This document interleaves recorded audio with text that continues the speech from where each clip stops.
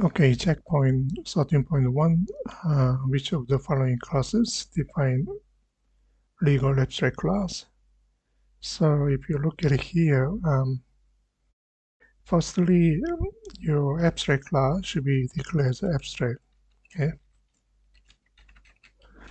Then you can have abstract methods. Again, you can start with abstract and then name of the method called unfinished, and then it has no return type. Okay. Normally we say abstract method.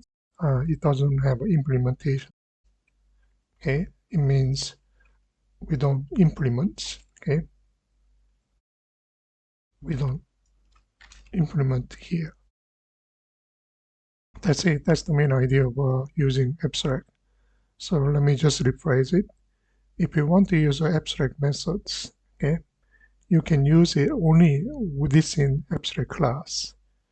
And then when you use abstract method, we don't want to implement it so that it can be used. Class A can be as a superclass of other subclasses.